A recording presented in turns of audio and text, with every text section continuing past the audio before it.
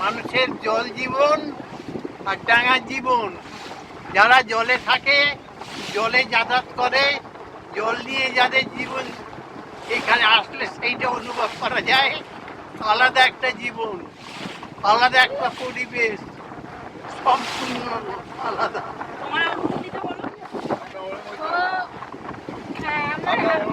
কেমন লাগছে আপনার অনেক দিনে আসা? বলুন। হ্যাঁ, এটা বলুন, আপনার অনেক দিনে আসা। আমার বৌমা একটা সঙ্গে ছিল। অনেক কথা বলে সুন্দরবন বেড়ানোর পরিকল্পনা, মানুষের আশা আকাঙ্ক্ষা। আজ আমার আস্তে আস্তে বলেন, কোনো আস্তে আস্তে বলেন, ছোট ছোট বলেন।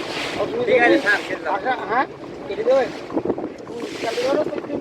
আমার ভীষণ ইচ্ছে ছিল, অনেক দিনের স্বপ্ন ছিল একটু সুন্দরবন লঞ্চ করে বেড়াতে আসবে, তো সেইভাবে সুযোগ সুবিধা হয়নি।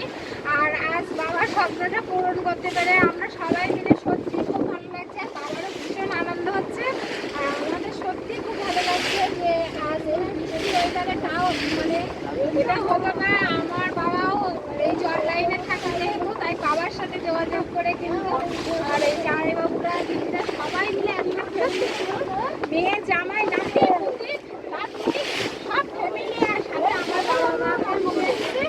আর আদার্স কোনো বাইরে বাবার সাথে টোটাল ভোটটা আমাদের পরিবারেরই হলো। আমরা, আমার বাবা, আমার শালি, আমার শ্বশুর বাড়ি বা আমার শ্বশুর বাবার যত আত্মীয় আছে, ছেলে মেয়ে, মানে মেয়েরা বা শ্বশুরবাড়ির লোকেরা সবাই মিলে আমরা এসেছি, এটা এনজয় করছি। এটা বাবার স্বপ্নটা পূরণ হলো, এতে আমরা অনেক, বাবাকে কেমন লাগছে বাবা তো প্রকাশই করলো। আপনারা বলবেন। আর কিছু বলার নেই, বাবার সাথে ভালো লাগলো। সবাইকে টাটা। তোমাদেরও কেমন লাগলো?